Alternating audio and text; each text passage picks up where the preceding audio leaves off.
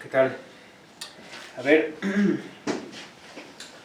lo último que probamos es que una función c infinito está en la clase de Schwartz y solo si x a la beta o la derivada alfa de f está acotado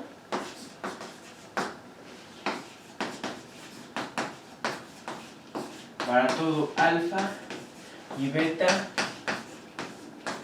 multiíndices. Entonces, aunque terminamos la prueba, esa prueba la terminamos, pero esa prueba tiene un significado importante y es lo que mencioné desde el principio. Nos dice que toda función en la clase de Schwartz decae más rápido que cualquier polinomio. ¿Sí? ¿Okay? En particular, esto es lo que nos está diciendo. ¿Sí? ¿Okay? ¿Por qué? Porque fíjense, esto está acotado y esto es un polinomio. Acuérdense que x a la beta es un polinomio en varias variables, ¿no? Pero me dice, esto está acotado, es decir, esto decrece tan rápido a cero que el crecimiento que tiene el polinomio, porque es un crecimiento muy grande, ¿no? Cuando x se va a infinito, el crecimiento que tiene no le importa, el producto está acotado. ¿Sí? Eso es lo que significa, ¿va? Lo podemos ver más claramente si decimos, bueno, como esto sucede para cualquier alfa y beta multiíndices, ¿ok? Entonces, x a la... ¿qué le ponemos? X a la beta 1 más beta 2, pues esto también es un multiíndice por la derivada alfa de f. Esto de aquí, esto el módulo, pues está acotado, es menor o igual que alguna constante que si pues va a depender de alfa, va a depender de beta. Ajá. Es una constante finita. ¿Sí? ¿Ok? Nada más que fíjense que lo que nosotros mostramos en la prueba es que x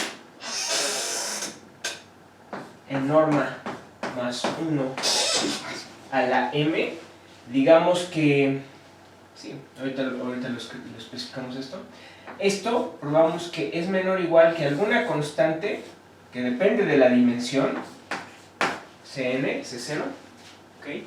Por x a la beta, digamos, ¿okay? Con beta menor o igual a m, ¿sí? Y de hecho, aquí, perdón, es la suma de estas, ¿no?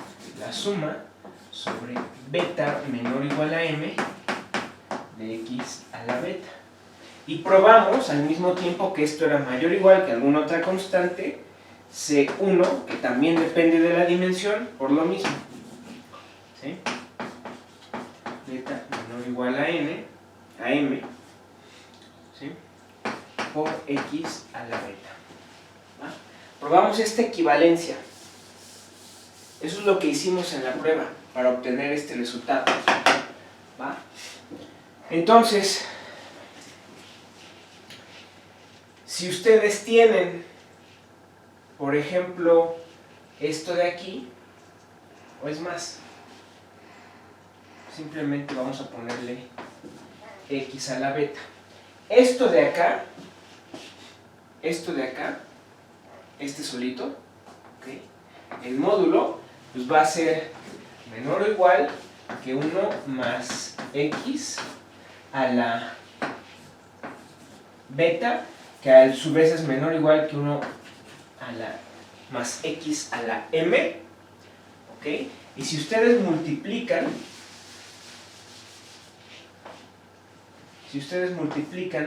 por la derivada alfa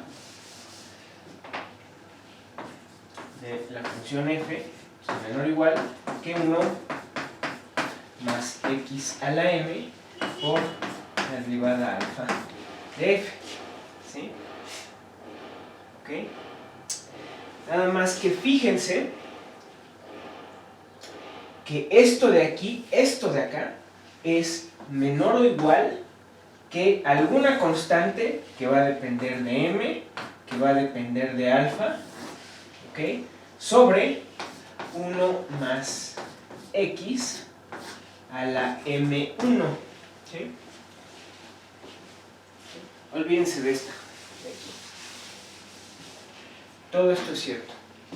¿Por qué es cierto esta de acá? Bueno, porque en particular 1 más x a la m más m1, ¿okay?, por derivada alfa de f es menor o igual que una constante que va a depender de m1 y de alfa, ¿okay? De hecho aquí también va a depender de m1, ¿va? Pero pues nada más separan de aquí los exponentes, dejan el m, pasan el m1 para abajo y obtienen esta. ¿Qué me está diciendo esto? Que este producto, cuando x tiende a infinito, se me va a 0. Ahí está. Cualquier función en la clase de Schwartz y cualquiera de sus derivadas decae más rápido que cualquier polinomio. Esto, aquí está el significado, y el significado viene de esto, ¿okay?, de esta identidad, de esta desigualdad que obtuvimos en la prueba. ¿Sí?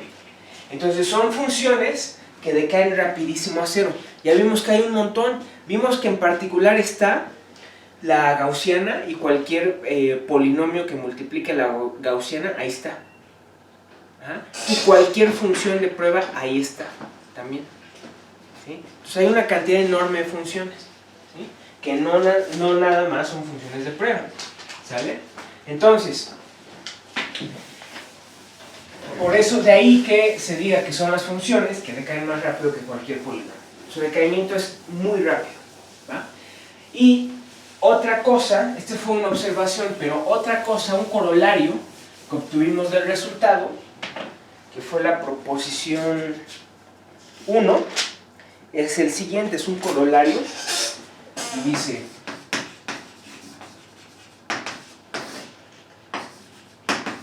si f es una función c infinito en Rn, entonces f pertenece a la clase de Schwartz si y solo si la derivada alfa de x a la beta por f es acotado para todo alfa y beta multiíndices. Y esto ya está demostrado. ¿Cómo va la demostración? Me culpo mi botella. ¿Cómo va la demostración de esto? Es distinto, ¿no? Es distinto a lo que teníamos, porque antes teníamos esto. Pero ya está. ¿Por qué? Porque la regla de Leibniz, que ya vimos, nos dice que esto se expresa en términos de puras derivadas de esto y derivadas de esto.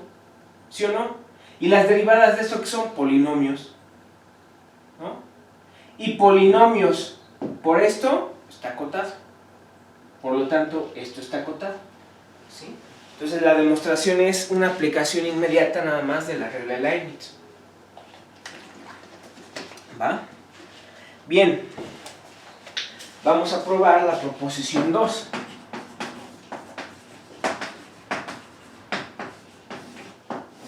Proposición 2. 1.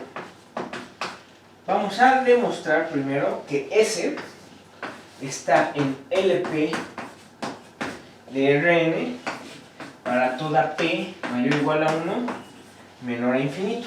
Y 2. Vamos a demostrar que S es denso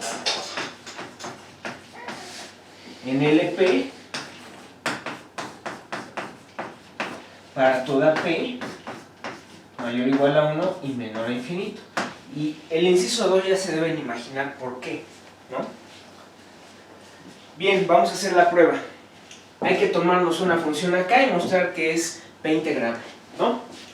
Entonces, demostración.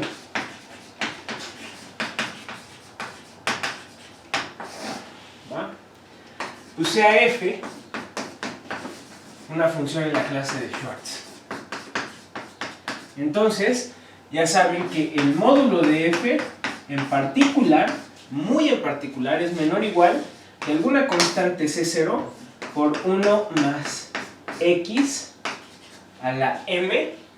¿Okay? La constante depende de m, pero vamos a dejarla fija en este momento. ¿Okay? Para todo m. Ajá. n0. Claro, para todo m, pero la constante va cambiando, ¿no? Nada más que en la prueba nada más le voy a dejar C0. ¿Okay? Escogen m y existe la constante C0. ¿Sí? Es decir, hay un m invisible acá. Pero no lo ponemos. Y ustedes ya saben. Entonces estoy aplicando la condición para estar en la clase Schwartz, nada más que con multiíndice alfa 0. ¿Vale? Bien. Y es cualquier m. ¿Vale? Eso es lo importante. ¿Sí?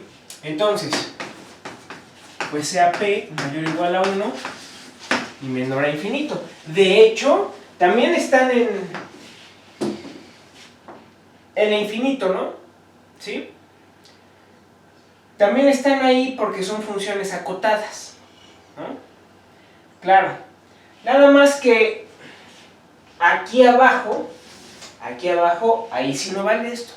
Por la misma razón por la que los teoremas que vimos de aproximación en LP, con funciones C0, con funciones C0 infinito, con funciones simples, no valen acá. Y es porque todos esos parten de que las funciones simples estén ahí. Y nosotros ya sabemos que el caso infinito no se vale. Vimos incluso un contraejemplo, ¿no? Bueno. Entonces, vamos a agarrarnos P mayor o igual a 1, menor a infinito. ¿Sí? Entonces,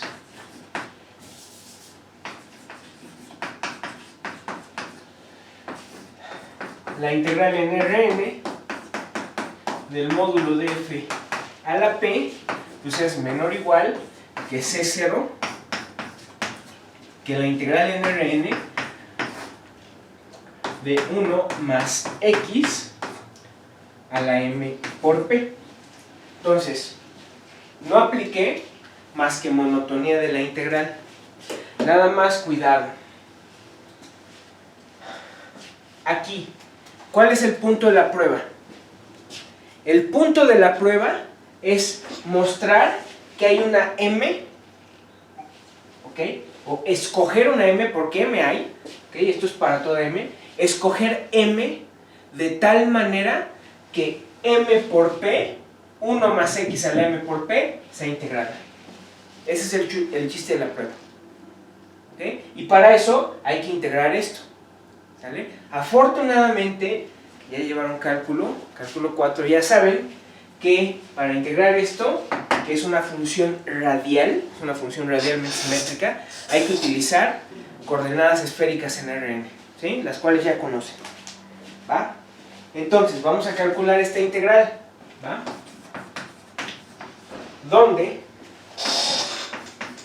la integral en Rn respecto de x de 1 más x a la m por p, esto lo voy a escribir así, como el límite cuando r tiende a infinito de la integral sobre la bola de radio r con centro en 0 de esto, 1 más x a la mp. Esto es cierto, ¿ok? De hecho, Riemann, cuando definen la integral de Riemann en todo Rn, te dicen la integral de Riemann en todo Rn de una función continua, ¿ok?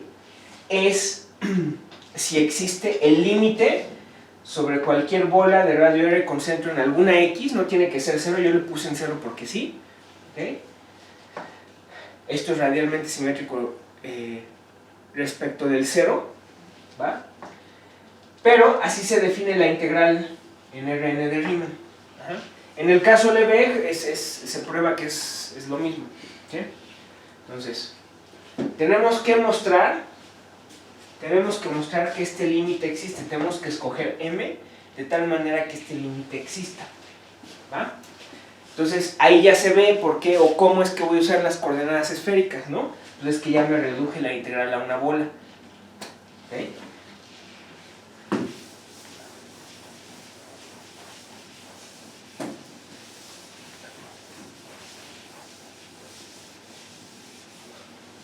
Entonces,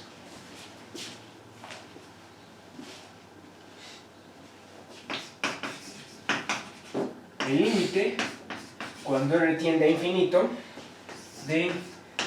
eso es el límite cuando r tiende a infinito de la integral de 0 a r de la integral sobre la frontera de la bola de radio ρ con centro en 0, la integral de superficie, integral respecto del radio de 1 más x, ¿ok?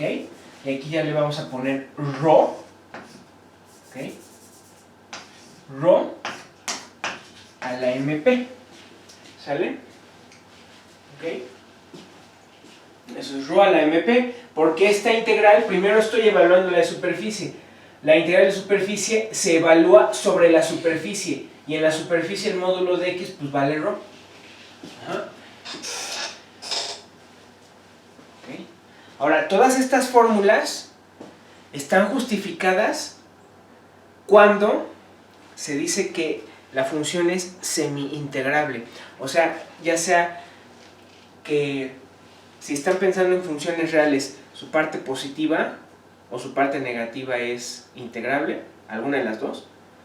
O si están pensando en funciones complejas, que alguna de las partes positivas o negativas de la parte imaginaria y la parte real sea integrable. No todo tiene que ser integrable.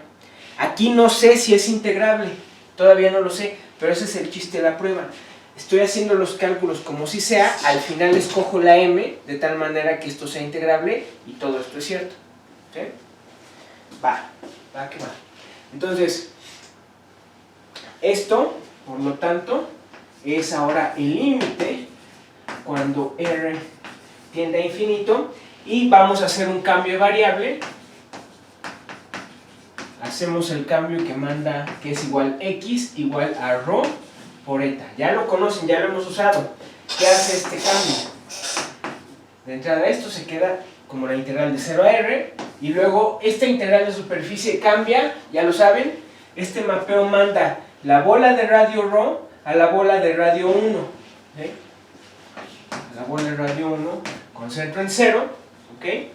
Y obviamente tienen que poner el jacobiano. Acuérdense que el jacobiano, cuando van de la bola de radio ρ a la bola de radio 1, es r a la n menos 1. Ajá. Entonces esto es, perdón, ρ a la n menos 1 de s eta, ya está parametrizado en variable eta, por 1 sobre 1 más ρ a la m por p de s eta respecto de ρ. ¿Okay? Ahí está. ¿Sale? Bueno. Pero esto es igual. ¿Ok? Fíjense. La integral de superficie ya no depende de ρ. ¿Ok? Ya no depende de ρ, depende de eta, pero aquí no hay eta. Entonces, todo esto que involucra a ρ sale de la integral y me queda entonces la integral sobre la bola unitaria. Aquí me faltó frontera, sobre la frontera de la bola unitaria, ¿okay? De z. ¿Y eso quién es? Es omega n, ¿no? Entonces esto es igual a omega n, lo saco del límite, por el límite, cuando r tiende a infinito, de la integral de 0 hasta r, de ρ a la n menos 1 sobre 1 más ρ a la mp respecto de ρ. Y como vieron, pues ya lo único que hay que hacer es mostrar que esta integral de una variable es finita y ya acabamos para alguna m. ¿Sí? Entonces esto es omega n, lo vamos a separar así, la integral de 0 a 1 de ρ a n menos 1 sobre 1 más ρ a la mp respecto de ρ más la integral de 1 a infinito de rho a la n-1 sobre 1 más rho a la mp respecto de rho. ¿Sí? ¿Por qué la separamos así? Porque fíjense que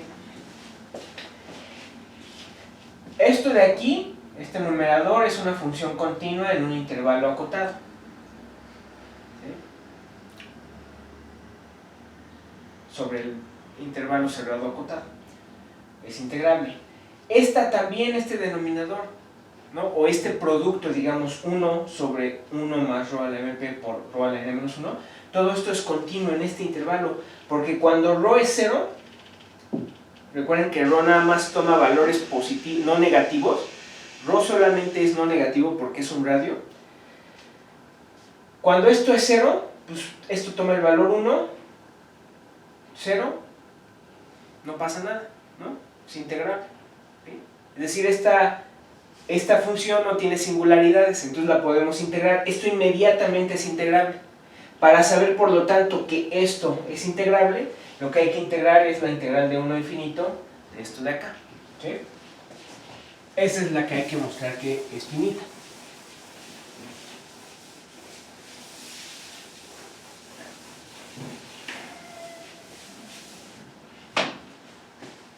¿Ok?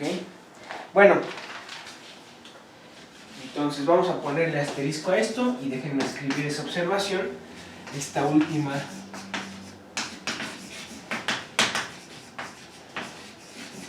relación es finita si asterisco es finita. ¿Vale? Pues como quedamos, todo esto está bien definido en 0, 1. Es una función continua. Bueno, entonces, la integral de 1 a infinito de rho a la n-1 sobre 1 más rho a la m por p respecto de rho, esto pues de entrada es menor o igual que la integral de 1 a infinito de rho a la n-1 sobre rho a la m por p. ¿Ok?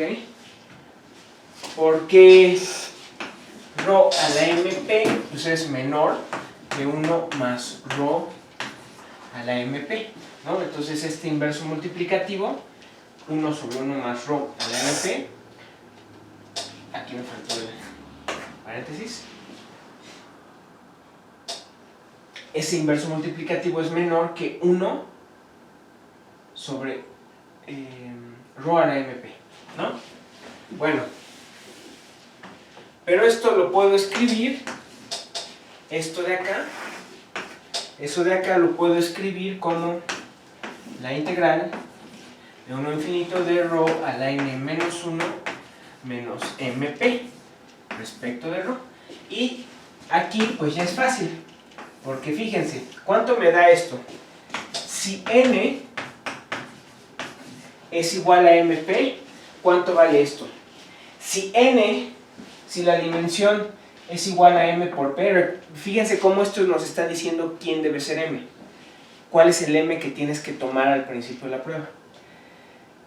Si n es m por p, entonces esto es rho a la menos 1. ¿Y eso cuánto vale?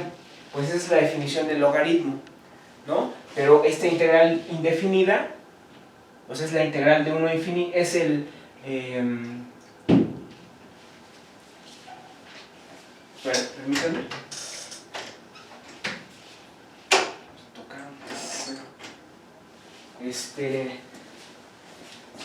Es el logaritmo, la integral de 1 hasta x, digamos. De esto va a ser el logaritmo natural de x, nada más que cuando x tiende a infinito, pues eso se me va a infinito, ¿no? Entonces el valor de esta integral es infinito si n es igual a mp. Luego, si resulta que n es mayor que mp y si n es menor que mp, ¿cuánto da? En cualquier caso, en estos casos, pues n es distinto de mp, y esto ¿cuánto da? Ahí sí puedo calcular la antiderivada de esto, que es rho a la n menos 1 menos p más 1, entonces es n menos p sobre n menos mp. ¿Sí? Y hay que evaluar esto de 1 a infinito. Nada más que si n es mayor que mp, esto es un exponente positivo y esto se me va a infinito. Pues este también valió. Pero si la n es menor que mp, esto es un exponente negativo y cuando eso se me va a infinito, se me va a 0. Entonces nada más me queda el valor menos esto evaluado en 1. ¿Ok? Y entonces pues eso es 1 sobre n menos mp. ¿Ok? Y ahí está. Aquí nos está diciendo cómo debemos tomar la m. Ahí está. ¿No? ¿Ok? Por lo tanto,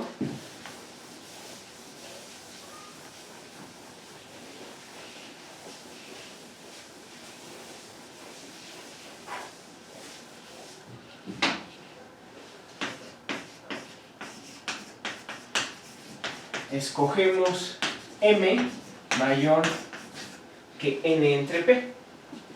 ¿Sí o no? ¿Ok? Y entonces podemos concluir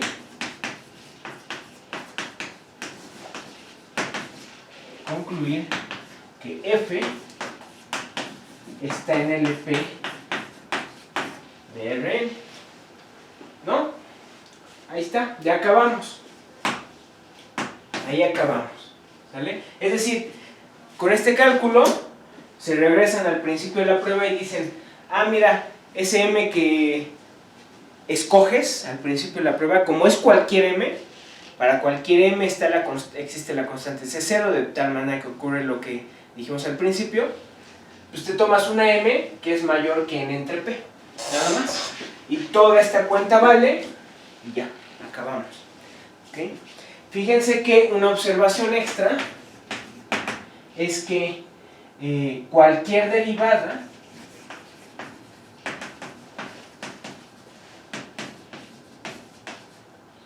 de alfa de f con f, una función en la clase de Schwartz, está en LP. Y la prueba, ¿quién es? Pues es exactamente la misma, nada más que aplicada a la derivada alfa de f. ¿No? ¿Ok? Ahí está. Y segundo, siempre es importante, si ustedes van a probar que algún subespacio es denso en otro, lo primero que tienen que probar es que está contenido, ¿no? Por eso es que este primer paso es importante. Este segundo es independiente en cierto sentido de eso, pero tienen que hacerlo. ¿Sí? ¿Okay? El segundo caso, la densidad es inmediata.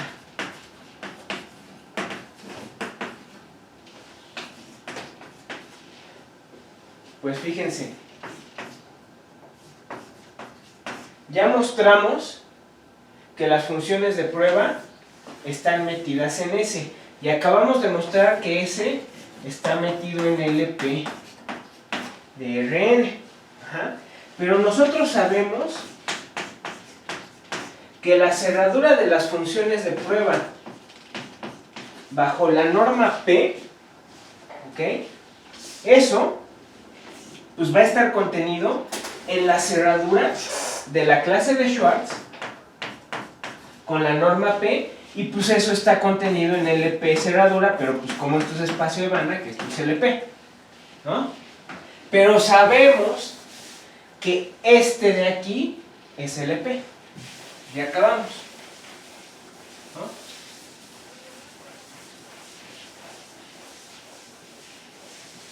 Tenemos la doble contención, ¿sí?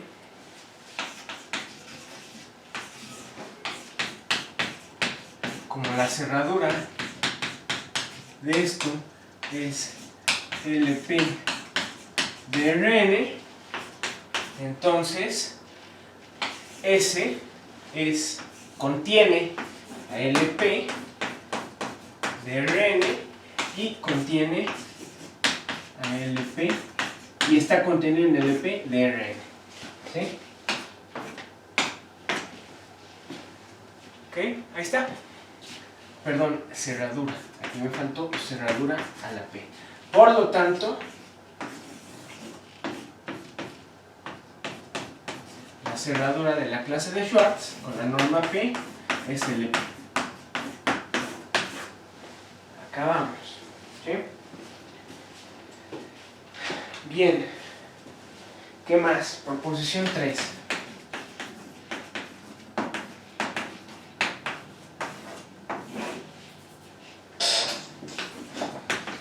Si F y G están en la clase de Schwartz, entonces, ¿qué creen? Que F convolución con G también está en la clase de Schwartz. ¿Cómo ven? ¿Y eso por qué pruebo estas cosas? Porque lo que quiero hacer es ahora teoría de distribuciones, no con funciones de prueba, sino con funciones en la clase de Schwartz. Eso es lo que es una distribución temperada. Ajá. El emparejamiento ahora es una función lineal, pero sobre S. Ajá. Entonces todas estas operaciones que definimos antes, las vamos a definir igual, pero para funciones en la clase de Schwartz. ¿Ok? ¿Vale? Demostración.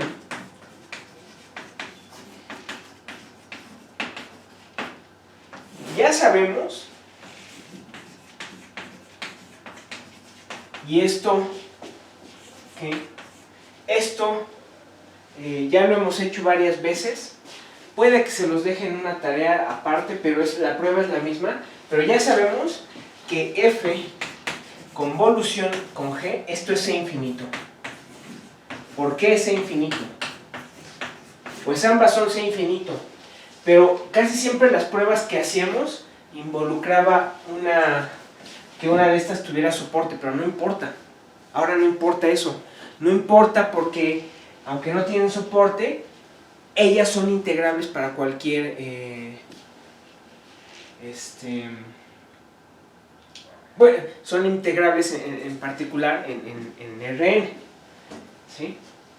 Entonces, eso es lo que nos permite, son continuas además, son integrables, sus derivadas son continuas, son integrables.